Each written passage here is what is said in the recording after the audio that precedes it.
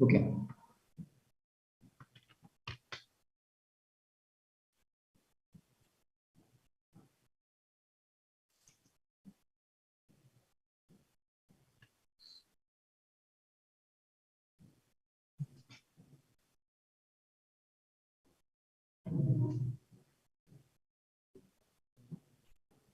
Om Ajnanatimirandasya Jnananjanashalakaya Chakshurunmilitam Yena Tasmai Shri Gurave Namaha Nama Om Vishnupadaya Krishna Presthaya Bhutale Srimate Bhaktivedanta Swamin Nitinamine Namaste Saraswate Deve Gauravani Pracharine Nirvishesha Shunyavadi Paschatya Deshatarine Jaya Shri Krishna Chaitanya Prabhu Nityananda Shri Advaita Gadadhara Srivasadi Gaura Bhakta Vrinda Hare Krishna Krishna Krishna Hare Hare Hare Rama Rama Rama Hare Hare. Welcome to all the devotees for this exclusive question answer session. I already have some questions from the previous sessions. I'll answer them first and then you can also post more questions in the live chat. I'll try to answer as many as possible in the next 1 hour. So here is the first question for today. I have learned that Brahmacharis and Sannyasis are not allowed to perform fire sacrifice. I saw the Narasimha Jayanti Abhayam video. So many saffron wearing Sannyasis are offering samvits in the yajna. Is it relevant? If so, which Vedic scripture permits that? Kindly clarify with references from scriptures. Now the Dharma Shastras, which give specific duties for people belonging to different varnas and people belonging to different ashramas. According to the Varnashrama system, this civilized society is divided into 4 varnas, 4 occupational duties, orders according to occupational duty. Varna, Brahmachari, Brahmana, Kshatriya, Vaishya, Shudra. And 4 different ashramas, spiritual orders, Brahmachari, Grihastha, Vanaprastha, Sannyas. So all of them have got specific duties mentioned in the Dharma Shastras. So there are what type of sacrifice who should do is specifically mentioned in the Dharma Shastras. So there are certain fire sacrifices which should not be done by anyone other than Grihastha. So Brahmacharis, they do one kind of Agni Karya. Sannyasis don't do fire sacrifice traditionally according to Dharma Shastra. But when it comes to following the process of Bhakti Yoga or the process of Sadhana Bhakti, then devotees, irrespective of which ashram they belong to, they perform certain devotional activities as offering to Krishna or the Supreme Lord Narasimha or the Supreme Lord Ramachandra, like that. Bhakti is different and the rules and regulations given ashrama system are different.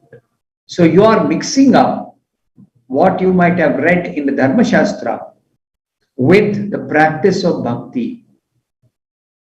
See, Narasimha Jayanti, the devotees are offering, some are offering prayers, some are offering the summit in the fire, but basically it is a practice of Bhakti because the primary thing there is chanting the name of Lord Narasimha.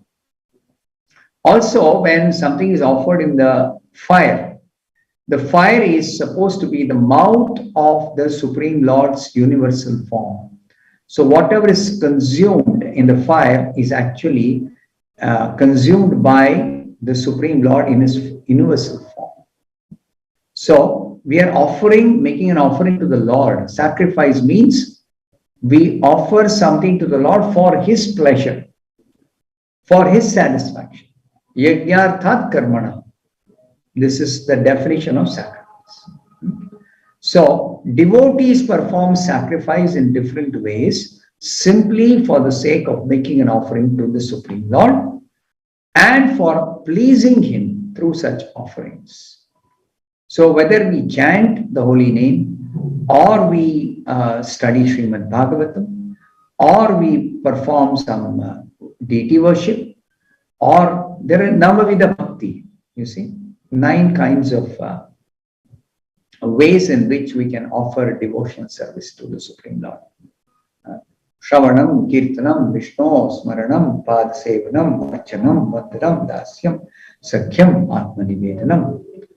So, as part of Archanam, we can offer a fire sacrifice, we can worship a deity, we can cook some food and do Naivedya to the Supreme Lord.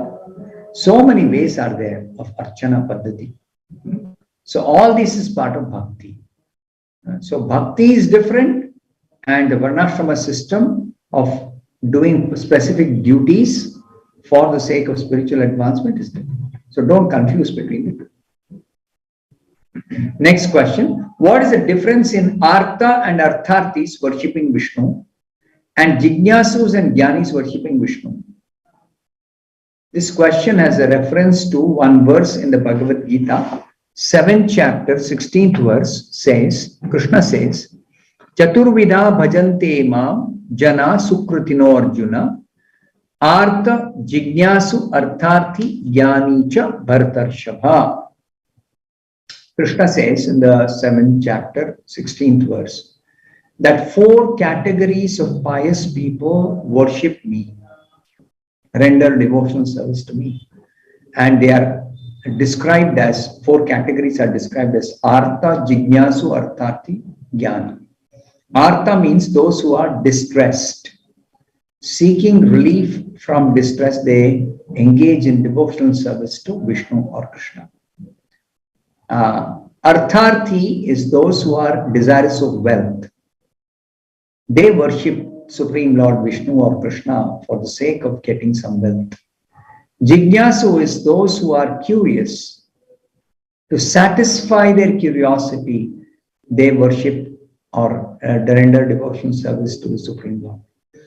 Jnani is those who are searching after knowledge of the absolute truth. They are seeking knowledge of the absolute truth. So they also engage in worship of Vishnu, or they render devotional service to Vishnu. So all these 4 categories of persons are actually worshipping with some necessity for fulfilling some particular need. This is not exactly Shuddha Bhakti. Shuddha Bhakti means, as Prabhupada says, pure devotional service is without any aspiration and without any desire for any material profit. It is defined as Anyabhilashita Shunyam Jnana Karma Yadavatam. Pure devotional service is without any desire of any kind for any aspiration other than simply to please the Supreme Lord by such service. That is pure devotional service. So when somebody is in category of Artha or Artharthi or Jignasu or Jnani, they are aspiring for getting something out of the worship. Therefore, they are not rendering pure devotional service. So Artha and Artharthis are the lowest among the worshippers of Vishnu, among the 4 categories of worshippers of Vishnu. The lowest, because they want something material. Whereas Jignasus and Jnanis don't have exactly a material exchange in doing some worship or doing some devotional service. It's not exactly an exchange. Jignasu means they are curious, they want to satisfy their curiosity. Jnani means they are in need, they want knowledge of the absolute truth. So they are better than the Artha and Artharthi category of devotees, Jignasu and Jnani. But in any case, it is explained in the scriptures that all the 4 of them are considered magnanimous because they are approaching Vishnu specifically, or the Supreme Lord specifically, for some benefit that they may desire. But because they are approaching the Supreme Lord, by contact with the Supreme Lord, they become purified. And when they are actually purified, then they no longer desire anything in exchange for their devotions. They don't desire anything at all. That is the purification. So such purification cannot take place in people who approach devatas for any purpose, for any kind of benefit. They cannot get purification by worshipping devatas. Whereas worshipping Vishnu definitely leads to purification of the worshipper. Purification means a person becomes purified of material contamination in the heart. And all these demands are placed as long as there is some kind of material contamination in the heart. Once a devotee who is worshipping Vishnu becomes purified, all the material desires completely are cleared away. No more any need for seeking relief from distress, or seeking relief from poverty, or seeking to satisfy curiosity, or seeking some knowledge. None of these things are demanded by the worshipper once a worshipper is purified.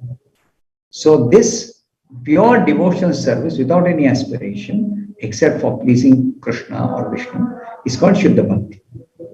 Now Vidha Bhakti means Bhakti which is not of the category of pure devotional service. There is some demand. There is some demand.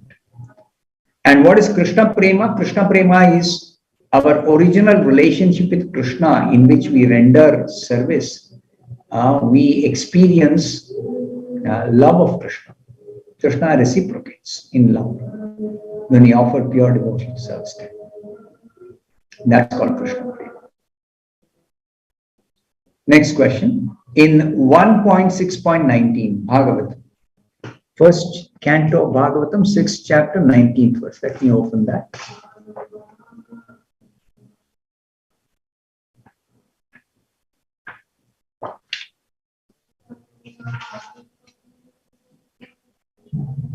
It says, the purport says, Narad Muni thought that the Lord could be seen again by the same mechanical process.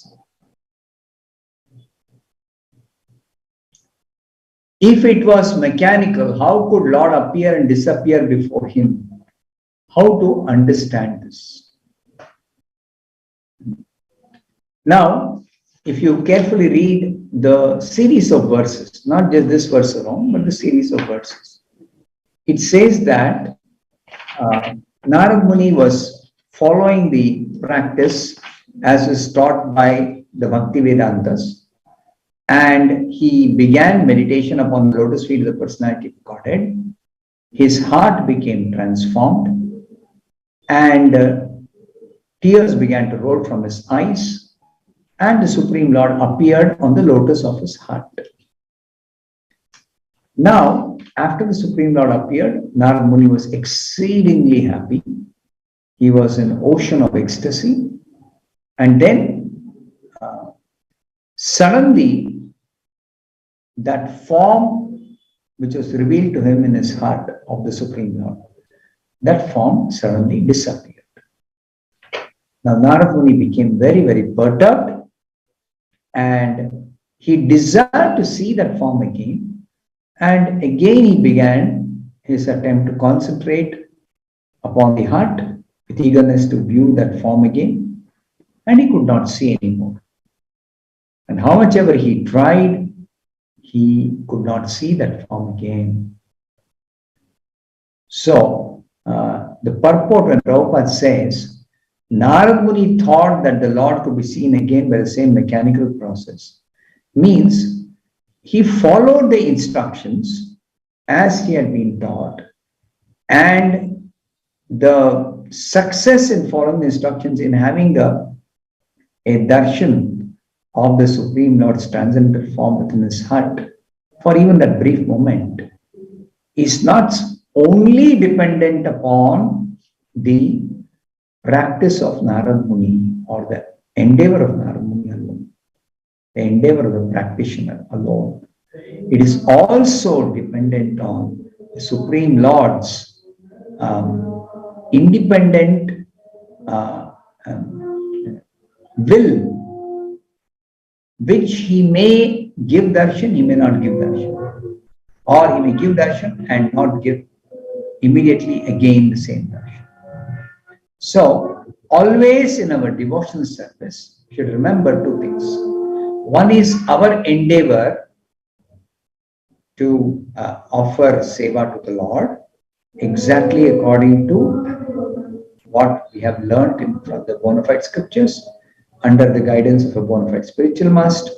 Exactly we should endeavor in that way to render service to Krishna, and Krishna should accept that service and sanction.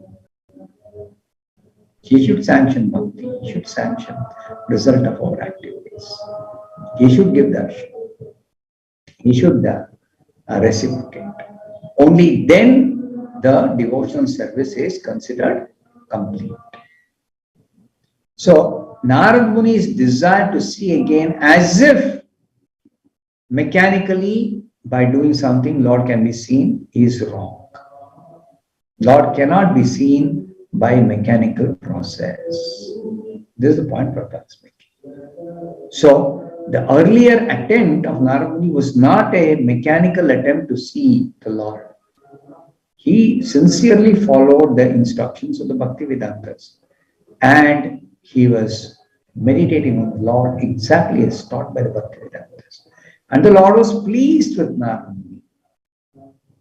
And the Lord decided to give him brief darshan. So that's the Lord's prerogative. As far as Narad Muni is concerned, in the beginning, he didn't have any calculation. How long I have to do? When will the Lord give me darshan? No such calculation. But after he lost sight of the Lord, he tried to see the Lord again. Because the Lord is the most beautiful, most enlivening, most enchanting. Nothing in this material world can compare with the beauty, with the majesty, with the wonderful form, transcendental form of the Lord. Cannot be compared with anything else. So what Narad Muni saw is exceptionally, extraordinarily wonderful. So naturally you will want to see again. But it is not possible by trying to see by the same mechanical process. It's like if you have a machine, and if the machine works by pressing one button, something happens. Now, the machine works in a mechanical way. That means whoever presses that button, the machine will produce the same result. It doesn't depend on the person. It doesn't depend on the way it is done mechanically or otherwise, with feeling, without feeling. No, those things don't matter in a mechanical process. Whereas meditation on the Lord is not a mechanical process. That's what is being explained. Next question.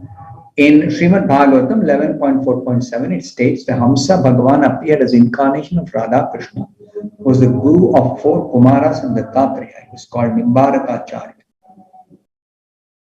Was he a real incarnation like Chaitanya Mahaprabhu?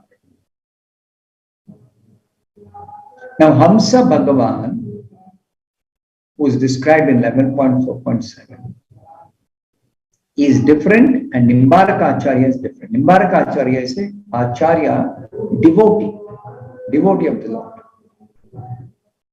Devotee of the Lord. So, devotee is one kind of Acharyas are empowered by the Supreme Lord. So they carry that power of the Lord's blessings for the sake of preaching Krishna consciousness in this material world. So we can say they are like Shaktya-Vesha Avatar. Shaktya-Vesha Avatar, incarnation of the Lord, empowered incarnations. Chaitanya Mahaprabhu is not an empowered incarnation. He is the Lord himself. He is directly the Lord. but in the form of a devotee. Lord chose to appear as a devotee. He behaves like a devotee, he acts like a devotee, he teaches like a devotee, but he is the Lord. Nimbarakacharya is a devotee. He teaches like a devotee. He is a devotee, so he teaches like an acharya. He's an acharya. Next question. What is the significance of brahmacharis having shikha? This shikha is to indicate that we have surrendered to the Supreme Lord and we are under the guidance of the Supreme Lord's representative, the bona fide spiritual master. This is a particular discipline we follow because we have to maintain our hair. We cannot be just ignoring or neglecting as brahmacharis our hair, and hair keeps growing. So we are clean shaven except for leaving a tuft at the back called Shikha. That is to indicate that we are surrendered to the Supreme Lord and we are under guidance. It's a symbol. The Shikha is a symbol. Next part of this question, same question. Are we supposed to stand on a mat and do arati? Yes. Arati you should not do standing on the bare ground. Putting a mat is part of the procedure of the arati, doing arati. What is the significance of 7 upacharas we use? Now, upachara means trying to please the Lord by making a specific offering. There are 64 different offerings we can do to the Lord that is mentioned in the Bhakti Rasamrita Sindhu and the other scriptures. Out of these 64 upacharas, when doing an arati, a full arati, we have been taught to offer 7 of those upacharas.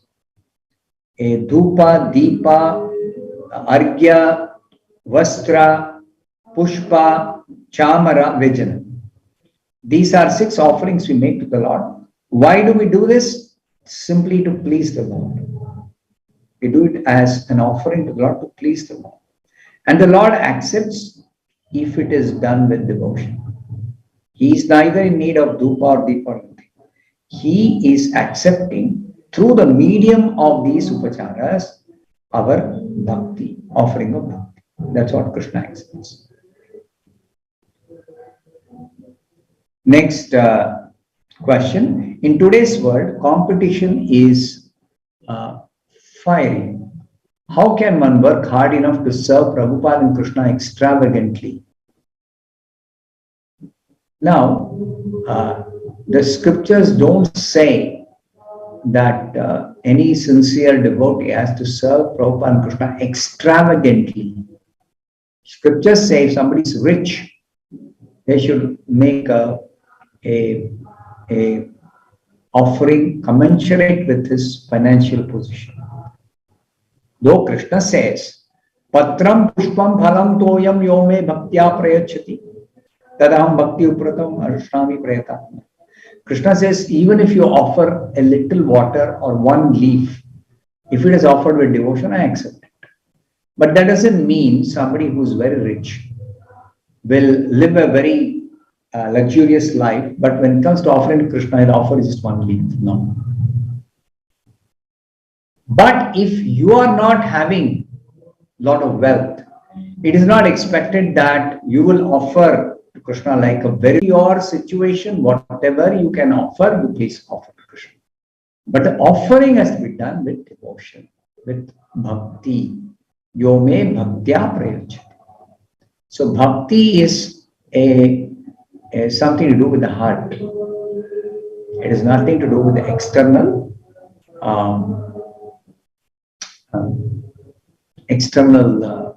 objects or things or situation, facilities. No, it's nothing to do with that. But still, the Shastras say, as long as we are not pure, we have to offer commensurate with our financial position. Next question, a part of the same question. I am not a full-time missionary, still how can I serve? if you're not a full-time missionary, you have to follow the instructions of Prabhupada as given in the scriptures, as taught by Prabhupada. You have to chant Hare Krishna. You have to offer the food that you eat. Either you or somebody else in your house can offer the food that you eat, because you should take prasadam. Like that, you follow those instructions which are meant for somebody like you to follow. Those instructions you follow. Next part of the same question, Krishna and Prabhupada's. How can I serve Krishna and Prabhupada so that I can realize the instructions of Bhagavad Gita? When you render service by chanting Hare Krishna, when you render service by studying Bhagavad Gita, when you render service by offering food and taking prasadam, you are actually on the path of progress to realize the Bhagavad Gita, the teachings of the Bhagavad Gita. Next question. Every soul will be taken new birth in 9 months or so. So then how our forefathers will come and take the food we offer in pitru, paksha or yearly tithis? Is it only needed for accidental deaths and suicide cases? Actually, when we make an offering of Shraddha, Shraddha means offering Vishnu Prasad to the departed soul. It is our duty. Please understand, it's our duty. Why that duty? Because we have taken service. We have taken service from our forefathers or ancestors or our whoever is departed soul to whom we are related. We have taken service. So therefore, we have to do as our duty an offering to such personalities. But the offering is done to the soul, not to the body. Please remember this. The soul may be in any body, soul may be wherever. In what type of body the soul is presently there, we do not know. Neither it is required to find out. No. We have to do our duty of making the offering to someone from whom we have taken benefit, we have taken service. This is our duty. Now, such duties are enjoined to be performed by those who are not engaged in pure devotional service. If somebody is engaged in pure devotional service to Krishna, then there is no need of making any such offerings to any other personality other than Krishna. There is no need for offering to devatas, offering to rishis, offering to forefathers, offering to other living entities, offering to friends and relatives. There is no need. Now the prescription for somebody who is not out doing the pure devotional service is that because they take service from so many different personalities, they have to offer something as their duty to all these personalities. Yajna, actually, the Shastra says yajna.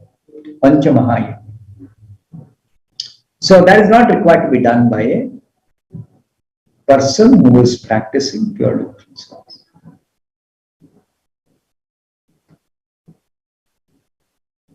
Next question. I chanted 16 malas and felt very blissful as always. But I am thinking that my love for Krishna is too sentimental. I constantly think or I am upset about some bad karmas I commit. I feel like I am with him always. But the conditioned mind responds, it has not become unconditional pure love, not sentimental.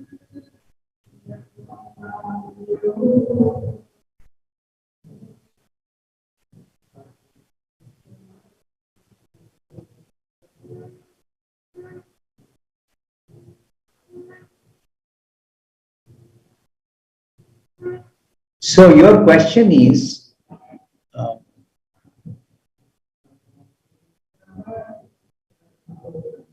I don't understand the question.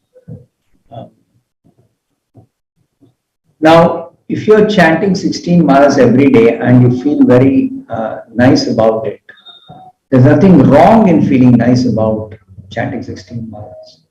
But just because you're feeling nice, you cannot conclude that this feeling blissful or very nice is because you have developed your unconditional pure love. There are other symptoms by which you can judge whether you have developed your pure unconditional love for Krishna or not. Just like in the Bhakti Rasamrita Sindhu, it is explained. There are 9 stages of development of pure devotion service, of pure love for Krishna. Adav Shraddha, Tata Sadhu Sangha, Ata Kriya, Anartha Nivrittisyat. So these first 4 steps are the most important 4 steps of development of pure bhakti and the path of development of pure bhakti. First 4 steps. Before you come to the 9th step, the final step, the 4 steps you have to consider that you should have faith to begin pure devotion service. And that faith has to be strengthened by association of devotees, by performing certain specific devotional activities like hearing, chanting, studying Srila Prabhupada's books, etc. And then purifying the heart of material contamination by such practice of sadhana bhakti. So then, as the purification continues more and more and more and more, then at a certain stage of purification, let's say 80% you're purified in the heart, then you become fixed up. The 5th step, becoming fixed up in devotional service. Fixed up means you will not waver in your practice depending on the external situations or depending on the mood in the mind, in your mind. You will not be wavering. That is called Nishtha. In Nishtha stage, you develop steadiness in your practice. Before that, you are called Kanishta. When you begin devotional service, we are Kanishta, we are not fixed up. We are not steady. Sometimes we are able to do, sometimes we are not able to do, sometimes we are disturbed, sometimes we are peaceful, sometimes we are enthusiastic, sometimes we are not enthusiastic. This is Kanishta. So Nishtha means steady enthusiasm, steady practice, steady seva to Krishna. This is Nishtha. Then Ruchi, you develop taste, spiritual taste, transcendental taste, irrespective of material conditions or material situations. Irrespective of everything material, you develop a spiritual taste, you are attracted and you are attached, you become attached to Krishna's service. So all these are advanced stages. Now, right now, you concentrate on anartha nivritti, purifying your heart of material desires, material contamination. So one simple way to check whether we are come to the advanced stage or not is examine your heart and see if you still have material desires for anything. If you have any material desire, that means your still heart is not fully purified. So to continue your practice of sadhana till the heart is fully pure. Next question. Should we as devotees celebrate Shivaratri? Shivaratri is worship of Shiva annually done on a specific day called Shivaratri. That is, if you worship Shiva as a pure devotee acharya, then yes, you worship Shiva daily as well as special worship on Shivaratri. Yes. But if you are worshipping Krishna as per instructions of Srila Prabhupada, then there is no need to separately worship Shiva or any other pure devotee. There is no need. We worship our spiritual master, and through this parampara, we actually also render service through the parampara system. We offer to Krishna through the parampara. And there is no need to separately worship other pure devotees or other acharyas, though we have respect for all of them. And we understand they are all actually very, very dear to Krishna. That we know, we understand. But we don't specifically offer worship to each of them separately.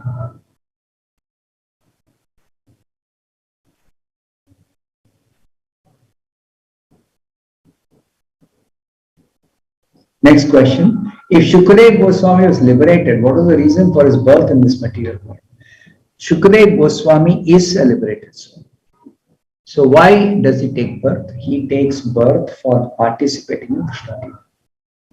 He is coming on the mission of the Supreme Lord. He came for the mission of speaking Bhagavatam to Parikshit Maharaj. And through Parikshit Maharaj, he is speaking to all of us. So pure devotees appear in this material world for rendering service to Krishna in preaching Krishna consciousness. Next question. I have heard that karma gets removed for the whole day in the form of a struggle for hearing while chanting Maha Mantra in the morning.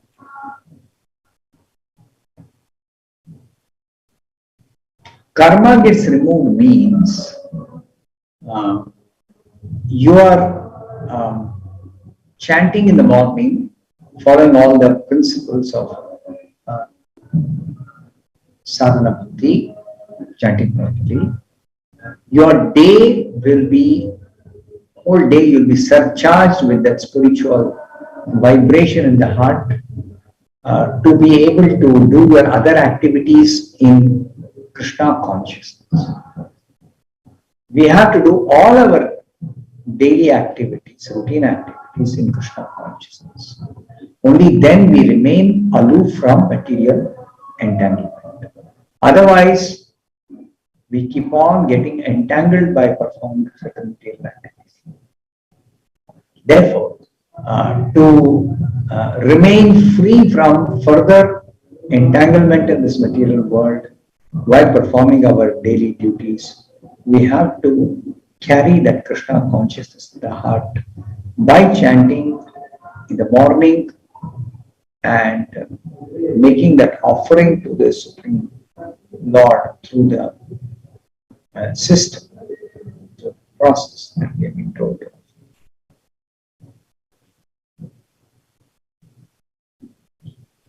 Does that happen only when we chant mindfully? Now, your heart getting surcharged with the vibration of spiritual vibration while chanting Hare Krishna in the morning depends on your quality of chanting. Of course, there is some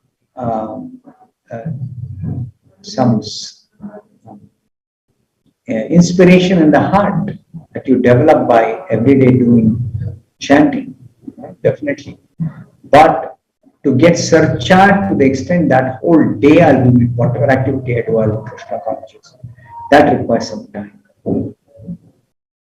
So you have to chant properly and improve the quality of chanting to be able to surcharge your heart sufficiently to do all other activities. Does this happen only when we finish 16 rounds in the morning? There is no such rule that has been fixed. It depends on quality, it depends on quantity, it depends on you're seeking the blessings of the spiritual master. So many factors are there like this. Next question. Is it okay if I never take initiation but I follow all the other instructions of Prabhupada? But taking initiation is also following the instruction of Prabhupada, is it not? Prabhupada only tells, take Diksha after become serious about Krishna, for the practice of Krishna consciousness. You take Diksha and formally you accept Prabhupada as your Guru, and you also agree to follow his instructions, especially his instructions for chanting 16 rounds every day of the Hare Krishna Mahamantra Japa, and also following the 4 regulative principles whole life, rest of the life, without committing any sinful activities. So this is essential. This following Prabhupada's instructions only. So how do you say that I'll never take initiation if you want to follow this way? You may not be immediately ready to take initiation, but you should prepare for taking initiation by taking guidance. Next part of the same question, is Vyasadeva immortal? Yes, Vyasadeva is immortal. He is still there in the Himalayas, performing meditation on Krishna. And those who are liberated souls, they can visit him in Badrikashram. He's there. Like Madhvacharya visited Vyasadeva in Badrikashram. Next question. How do we know our forefathers live in pitru for often yearly pindodaka kriyas? I think I answered this question earlier. I'll repeat the answer. You are offering a Shraddha to the departed souls. It's not dependent on where they are currently, which type of body they have. No, it's not dependent on any of those things. Neither you are required to find out what is their present position or situation. No. Your offering is your duty for having taken service from them, for having received benefits from them, for having inherited so many things from them.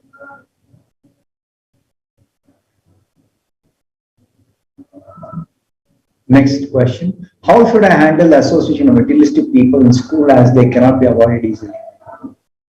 Now, association means, please understand what is association. Association with somebody means hearing from the person to get influenced. That is called association. Don't associate with materialistic people means don't get influenced by their talk, by their behavior, by their attitude. Don't get influenced. Avoid their influence by dealing with them only to the extent required for your material duties to perform. That's all. More than that, you should not interact with them too much. Neither you should give attention to what they speak in terms of becoming influenced. You should not get influenced by them.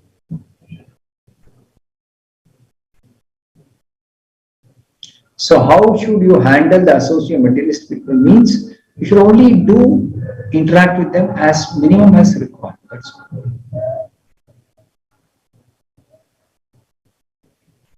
Next question. Is it authorized to worship deities in Grihasthas? Yes. It is authorized, definitely. Grihasthas.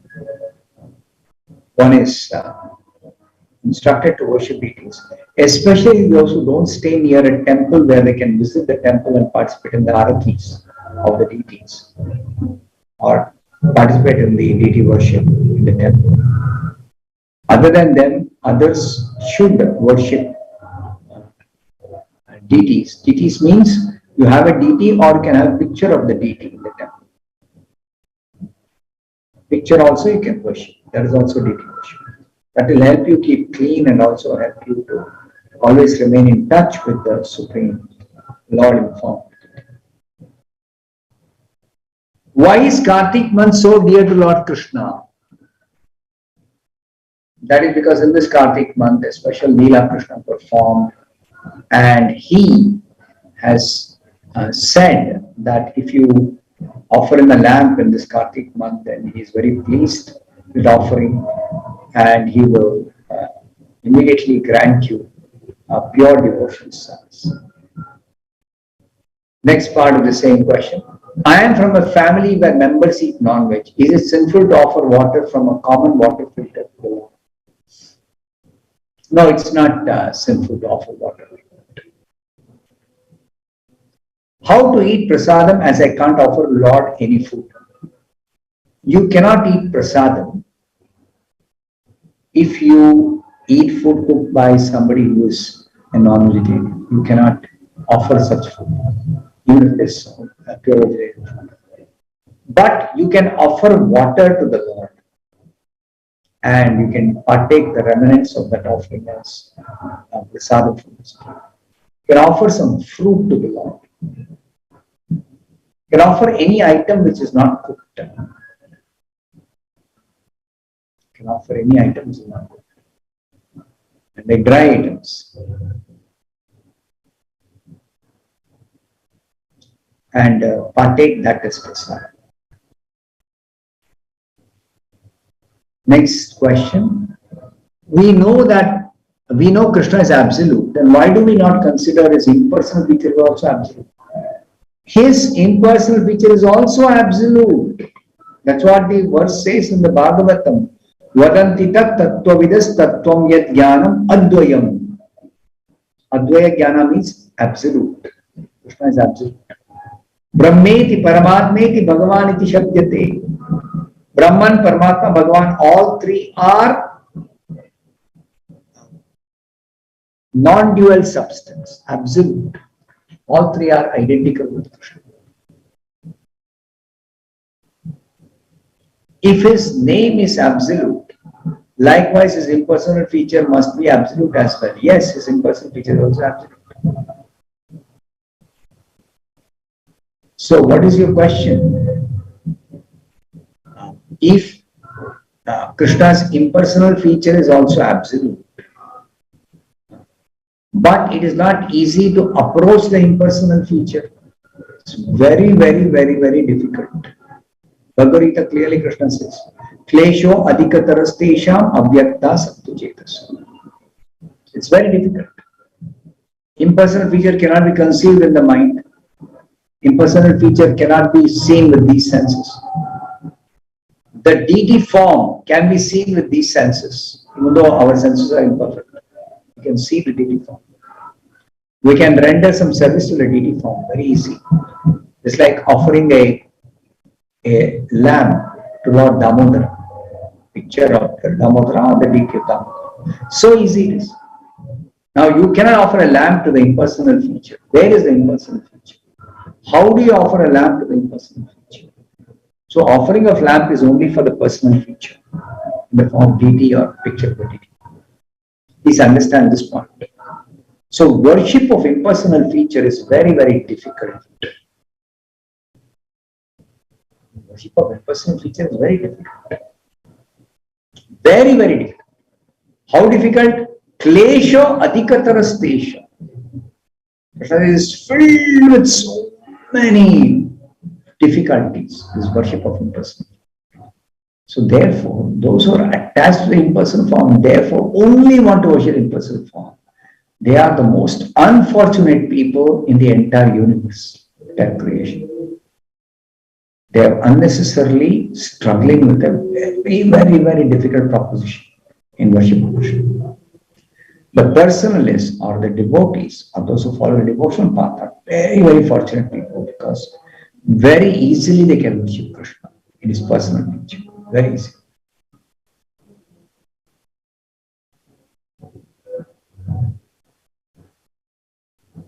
Next question. When I was younger, I destroyed a bird's nest. I have deep regret in my heart. Please advise me how to do penance for the same. Whatever you have done before beginning devotional service, before becoming mature, all those mistakes or offenses or sins are excused by your surrendering to Krishna now. Krishna says that in the Bhagavad Gita. When you surrender to him, Krishna frees you from all past reactions, all past sinful activities, all past mistakes done. Krishna frees you from them. But now onwards, you have to be careful not to repeat, not to do any more mistakes. You have to be careful. You have to be conscious in avoiding such things. So you don't have to worry about your past mistakes or violent activities or sin you have committed. Don't worry about it. Next question. What happens to souls who don't know good acts? What happens to souls who don't perform any good activity? Nor bhakti, and also enjoying their lives materialistically. They are all progressing on the path, which is the path of degradation from the human form of life. Of course, any such person who is on the path of degradation can be saved by the pure devotee, or can be saved by a representative of the pure devotee Prabhupada, that is, other devotees of Prabhupada, can save such a person by preaching, by giving a book, by giving prasadam, or by inviting to a temple. So they can be saved, attempted to be saved. If they accept, then they are saved. If they don't accept, then they cannot be saved.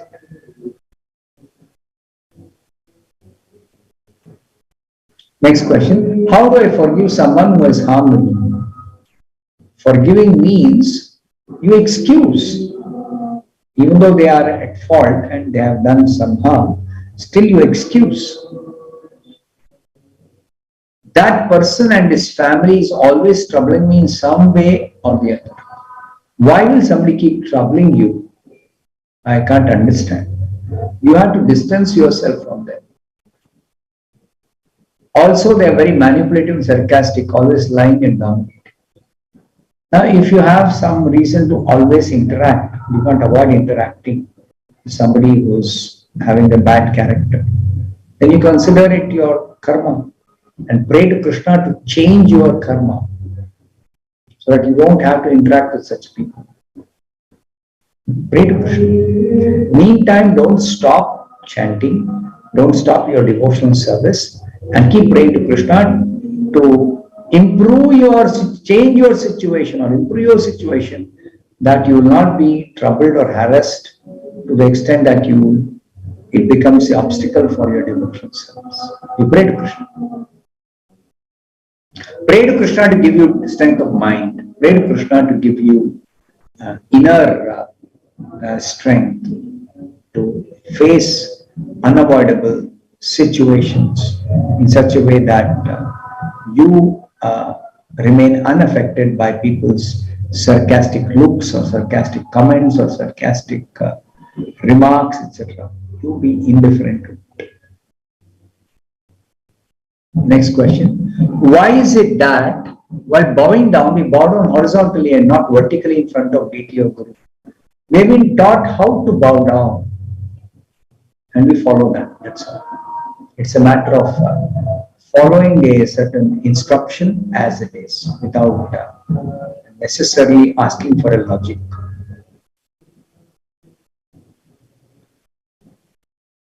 Next question. It was mentioned that those who pray to the devatas are in the mode of goodness, but praying for material benefits is in the mode of passion. Now, almost all the people who pray to the devatas instead of the Supreme Lord pray for material benefits. So I'm confused by this. Okay.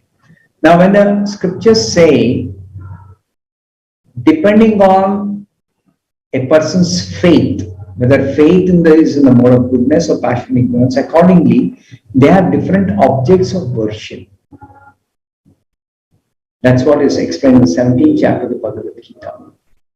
Yajante satvika devan yakshara shamsi rajasaha jaganya gunavrittista no bhuta preta ganams chanye yajante tamasadana. Three different kinds of faith. People worship different personalities. That's what the Bhagavad Gita 17th chapter is explaining. Now, if somebody is worshipping a devata with a material desire in mind, that worship is purely materialistic type of worship for the sake of getting material benefit.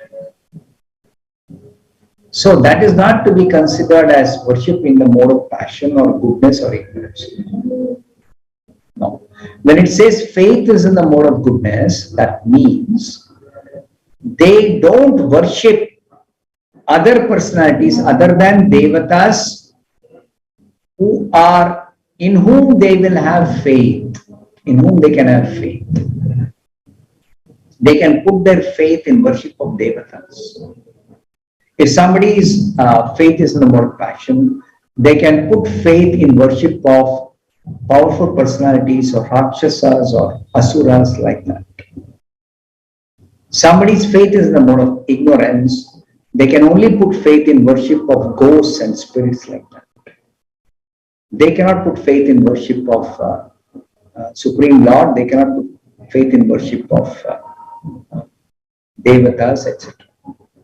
That is the understanding. Now, those who are worshipping some devata for some material benefit, they are definitely materialistic persons, but they are little pious.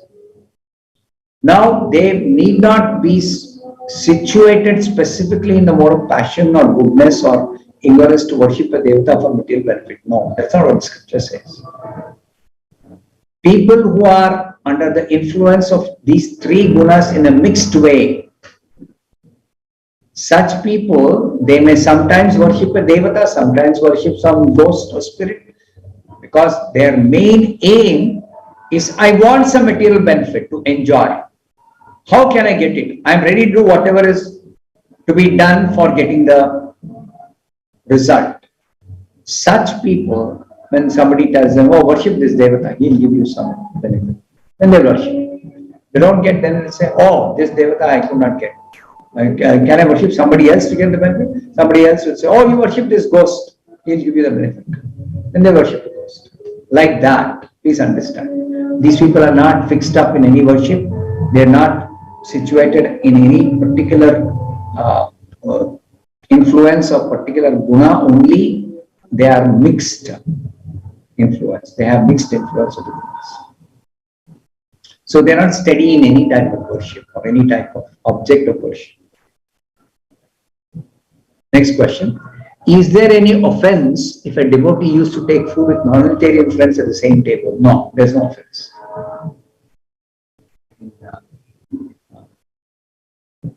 If you are forced to take in the same table, there's no offense as such. If you can avoid eating in the same place, it will be better. But it's not an offense if you are forced to take due to lack of facility.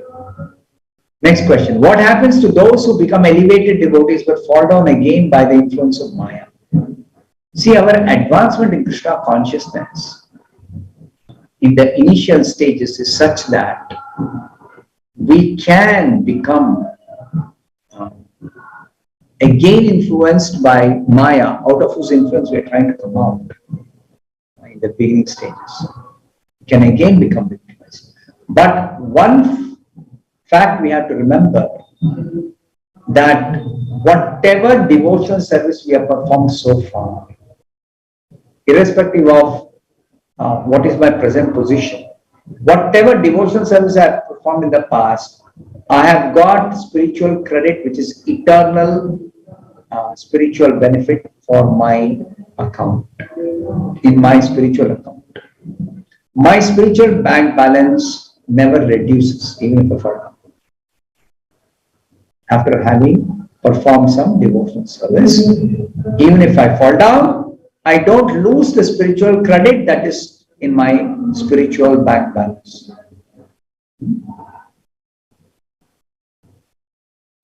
Now, if you want to avoid fall downs in the future, you have to make steady progress by properly associating with devotees who are steadily practicing and taking their guidance, inspiration, being in their association, and following whatever practical tips they may give you to not become victimized by Maya again and again. You can actually become steady devotee and avoid fall down. Next question. On searching Google about food habits of Sanatana religious practitioners, I read that all gods were practicing non-vegetarian foods and some information is yet to be debited. I want to know whether this is right. Now, in the scriptures it is explained that devatas, when they perform a sacrifice, certain types of sacrifices, there is offering of flesh. And as part of that offering, they partake the remnants of the sacrifice. They also eat the remnants of the flesh offering made to some, made as sacrifice from Devata. But the Shastras don't say that you have to offer non-vegetarian foods to some particular Devata, because Shastra says only Krishna is worshipable. Only Krishna should be worshipped by everyone. But if somebody doesn't have the faith to worship Krishna, they're faithless, then they are recommended to worship some Devata. But actually, if one develops faith in worship of Krishna by associating with a pure devotee or a representative, then one need not worship any Devata. So Krishna worship means no offering of any kind of flesh. No, absolutely no flesh. So there's no question of offering, there's no question of partaking. So the devatas, they themselves are desirous of retaining some position. For that they worship some particular powerful personality. And if that personality demands some flesh be offered, they have to offer. But as devotees, we should not have any material aspirations. We should only desire to please Krishna for the sake of spiritual advancement, to go back to Krishna Loka. We don't want to go to any material planet. No. We don't want any material facilities for material enjoyment. No. Because we understand that is only bondage, that is only suffering. Advancement of material civilization means advancement in material miseries. That's all. Prabhupada explains in the first canto, the 14th chapter. He explains that. So don't worship devatas. Don't aspire to get some material benefit from worshipping devatas. No. Aspire only for Krishna consciousness. So I'll stop here. Remaining questions and answer in the next session. Thank you very much. Hare Krishna.